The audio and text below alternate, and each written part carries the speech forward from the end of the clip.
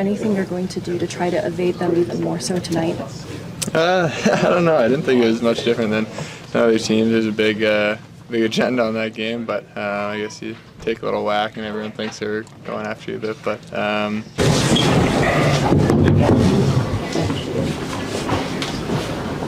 go ahead. Coming back into town, Coach, you got game day off in between. Is it easier to kind of get back in that group? Yeah, I mean, that's our schedule all month. So, I mean, that's your typical NHL schedule usually. I like it for our team. I touched on that last week. You know, I think it's good for us to stay busy, and we'll get some practice time in and when we're at home here and get some days off mixed in. So energy shouldn't be a problem. How's Dog coming along? Any chance we'll see him tonight? No, he's not going to play tonight. Yeah, hopefully we'll get him in this week, but he's coming along nicely. There's no Manson out there. Is he out for tonight? He's doubtful for tonight. Yeah, lower body. Would Cale Jones step in and take his spot? Yeah. He hasn't played in a long time, I guess. What would you would you have to, adjust for that with somebody who's maybe a little bit rusty? I mean, I don't know what adjustment you make, really. He's going to go in and play to the best of his ability. You know, we'll watch how he plays and kind of administer his ice time from there. Chris Wagner was talking to me saying he's feeling more confident. He just hit a high in time on ice last game, but he said that for him getting put out in those defensive zone face-off moments, he's feeling like you guys have more trust in him. Are you feeling that? Like that you're gaining that trust, that he's earning, you know, your confidence as well? Yeah, I mean, it's all trust that he's earned, you know. Like, that's been part of his game in the American League recent past. Throughout his career, he's been a pretty strong face-off guy on his strong side, penalty killer, so we've been using him in some of those roles. It's helped us a little bit here recently, I think, and as a line, I mean, him, Cogliano, and Kiviranta have done a really nice job over the last handful of games, so they're earning that extra ice time. Speaking of Josh, are you expecting any extracurricular retribution from the Blackhawks? They've been a little vocal in the media the past couple days about Josh's slash on Connor Bedard last game. I would say unlikely. Trade deadline's Friday, and you guys happen to play on that day. It can be a stressful day for everybody involved, families. Do you think that should be a mandatory day off for teams around the league as far as games go?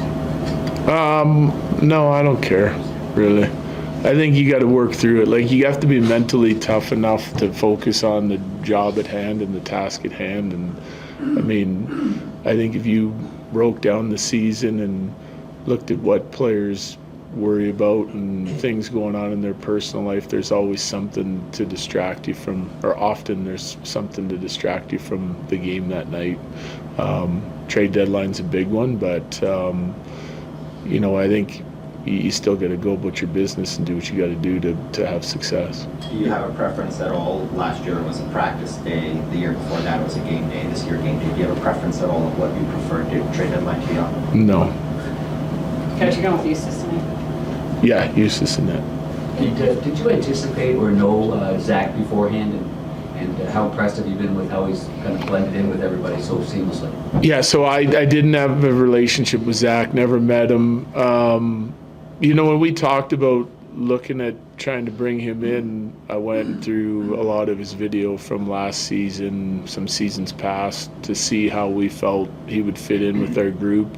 We have enough guys in our locker room that know him personally from a character standpoint, professional standpoint. So we got all good information in those areas, and we liked his game last year. You know, like, we felt like he was a guy that we could bring in, use him as a utility player up and down the lineup, playing special teams, which he's doing all the above for us now. So as advertised for me with Zach, real nice fit in our locker room, great leadership, great work ethic, highly competitive, has a good motor, you know, all the things that we kind of picked up on through video and through talking to some of our guys that know him, and I'm sure management did some of their own digging as well with you know, teams that he's played on, and seemed to be a fit, and he's certainly worked out nicely for us so far. When you have a home streak like Nate's has, does it all boil down to consistency like we've talked about before, or is it more than that? Well, skill and ability. But yeah, it is. That's what it is. It's consistency. That's why he's on the streak, because he's coming to play every night and, pushing himself to be a difference maker. If Cale gets a chance to go in the lineup tonight, he'll be playing against his brother, Seth Jones, on the other side. Just what are your impressions of Seth as a player, and is that unique for you as a coach to know that your player's going to have a little sibling rivalry out there? Yeah, it doesn't happen often, right? I mean, Jonesy's been out for a while. If he goes in tonight, I'm happy that he's going in. It's never easy scratching a guy even once, never mind over and over again. But we like our decor. We like what they bring. They've been pretty consistent. No need to change it. The only reason would be to keep everybody involved. But the guys that we have playing on a nightly basis are in the lineup for a reason. So I don't want to just shuffle things to shuffle things. He's going to be excited regardless whether he's playing against his brother or not. I think it's something he's been working hard in practice and staying prepared, and he's a good pro, good teammate. So a little added extra kick playing against his brother, trying to grab some bragging rights, is also a good thing.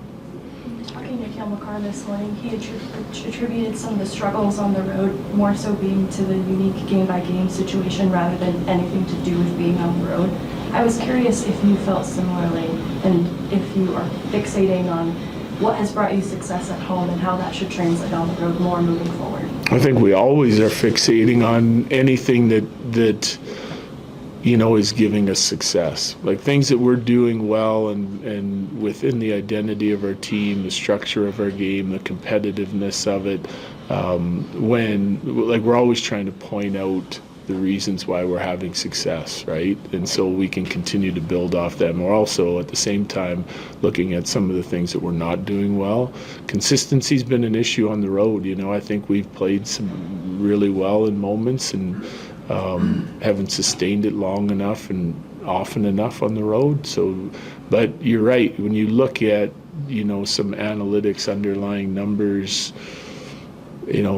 a lot of things look pretty good on the road, but yet we're not getting the results. So, but I think it's just I think some more often not at home we've had a nice competitive advantage. Like I feel like our players are giving a little extra, and on the road maybe not so much, and that can be the difference just right there.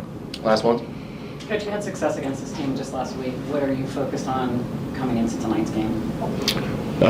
We looked and dug into the Nashville game. So we feel like this, a lot of the work down the stretch is going to be about us again. It starts out that way, and then you start looking at opponents, and we're always going to break down the opponent to a certain extent, but we have some things that we need to work on. So the game in Chicago was a really nice game from us on the defensive side of things and suppressing scoring chances and making sure our checking game was in order. Started Nashville the same way, but we didn't do enough on the offensive side of things, so we dug into that a little bit here this morning. Good. Thank you very much. Thank you. Thank you. Cale, back at home, you've got 3 games coming up, day off in between. Is that easier being back at home and getting back into a routine, or? Yeah, anytime you have a stretch of games at home, it's fun. So at least we're here for a week, and we got 3 main games, but it starts tonight. So. How have you reconciled some of the struggles on the road with the success that you guys have been having at home? Yeah, it's weird. I still feel like I don't go into road games thinking about a record on the road and stuff like that. It's not. I don't think guys think about it that way. It's just sometimes the way she rolls. We just have to be better. So, got to take advantage of this home stretch. So. Do you feel like it's unique to the games, game by game on the road, or an overarching feeling about something that's different? I think it's unique to each game. I don't think it's something that guys really look at each game. It's not like we're going on the road and we're like, man, this is not good for us. It's just the way it's happened this year, and we have to be better on the road, but I don't think playing on the road really has much to do with it, to be completely honest with you. Is there a comfort here, just playing at home here, home crowd, home watchers? Yeah, it's better being at home than it is on the road, crowd-wise, that's for sure. So you get some definitely a little bit extra energy, but again, it's good to have a few at home in a row here. We haven't had that many, so it's good. Cale, after the last game, Devon said you guys ended up just playing into Nashville's structure more, into their structure than your own structure. Would you agree with that? And how do you combat that? Yeah, I think just the they played a really detailed and solid structured game, and we just didn't play a simple enough game. I don't think guys were doing the right things, myself included. And a team like that, it was a playoff game for them. Obviously, they're trying to get to where we are right now, and that was a big one. So for us, just not being able to find that simplicity in our game, that was kind of the struggle. And I mean, we learned from it. We got to move on, and we got to take advantage of this home stretch and then go on the road again.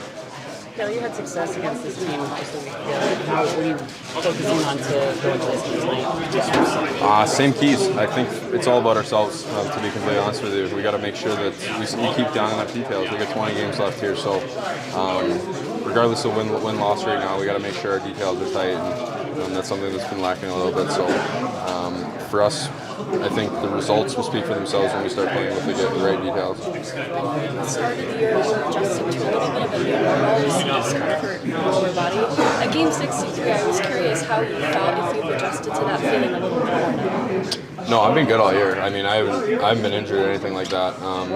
So yeah. No, I've been totally fine. There's been no wear and tear. It's just one of those years.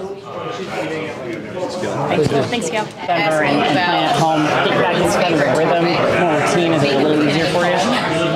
I mean, hopefully. We've played well here the last little stretch, and we're comfortable here. But I also, there's things that we identified we can do better than we have in the last little while. So we're looking forward to hopefully executing that tonight. And your game's been heating up lately, and you had success against this team just a week ago. What are you focusing on kind of going into this game tonight? You have to manage the puck against them. If you turn it over in the neutral zone, they like to get on the quick attack, and they're a good transition team. So I think for us, it's in all three zones, but especially the neutral zone, the offensive zone, managing the puck ball. I know Jared Bednar, after the loss in Nashville, talked a lot about lack of execution in the third period. How do you guys make sure you stay mentally strong throughout the entire game? Well, I thought we were in that game, and then it did blow open a little bit in the third period. But again, there's things we talked about that we can do better offensively to give us more scoring chances, more looks in the offensive zone. So we've talked about those things, and now we got to put it into action. So we're looking forward to doing that. Facing a Chicago team for the second time in 5 days, what are some of the advantages when facing a team twice in less than a week? You know what? On any given night, anyone can beat anybody in this league. I don't know if there's any advantages, but we felt like we played a good game in Chicago. We look to carry that over again. There's things that this team can be really dangerous if you give them opportunities. You give them transitions and odd man rushes. So that's something that we just have to make sure that we're not giving to them. Thank you. Yeah. Thanks, Zach. Appreciate it.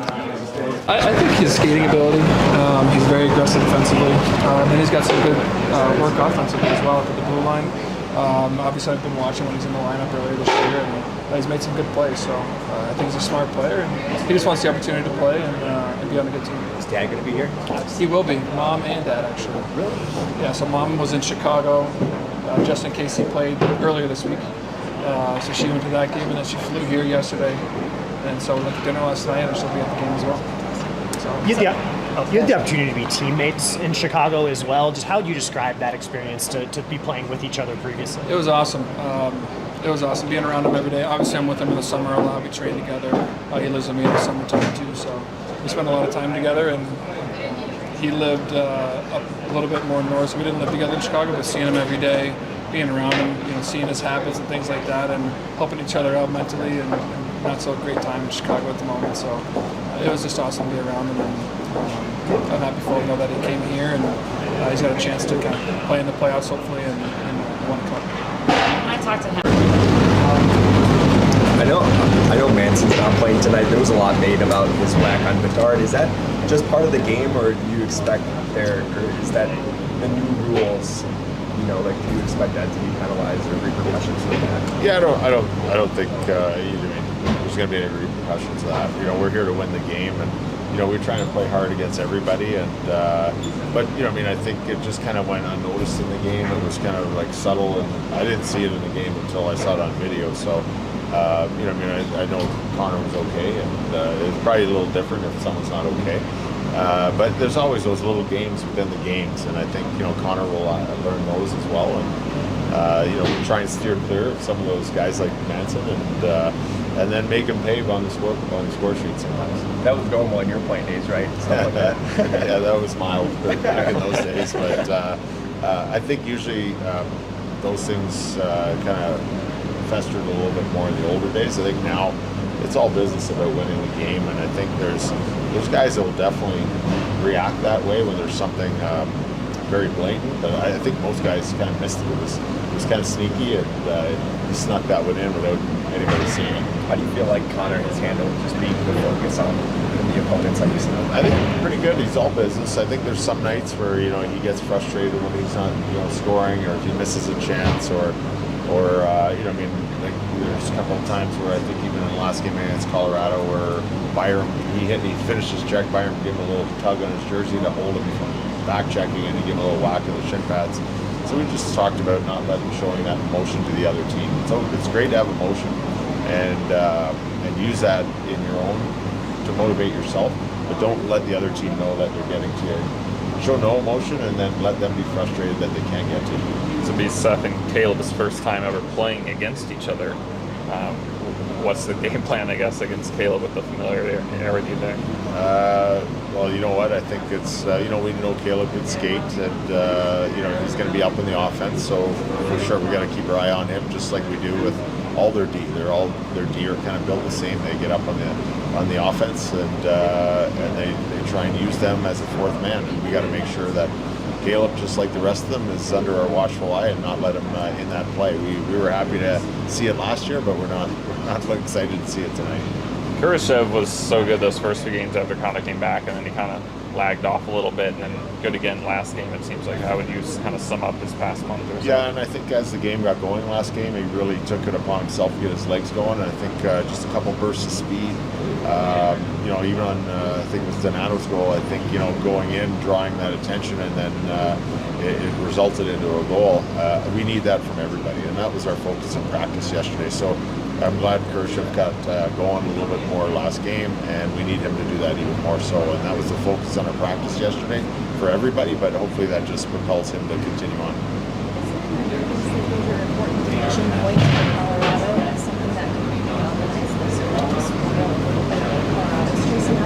Yeah, I think we played the spoiler last year a little bit on some teams, and we played Colorado well this year. We beat them at home early in the year, and I thought we had an excellent first period against them. So if we're skating and moving our feet, I think we can do some damage against Colorado if we get any puck luck around the net. And we got to just be disciplined to play like that for 3 periods, because they're an excellent team with a lot of power. And if we're not prepared to play our best against them and try to exploit where we think we can exploit them, they're a team that's going to find the holes in you. So we got to make sure we're on our toes tonight. So thanks. Thanks. Avalanche this quickly. Yeah, I think whenever you get worked, you want to get another chance. So it's good to have them kind of in a couple of days. What do you guys need to do differently in your mind? Yeah, I don't know. I mean, I think last game we had a good start and then kind of, tailed off throughout the game, and so I think just kind of keeping pressure on them and trying to be in their end as much as possible. When you face a goalie so recently like Ann, and then you're in the scene again, is there anything you remember in terms of his tendencies that you keep in mind?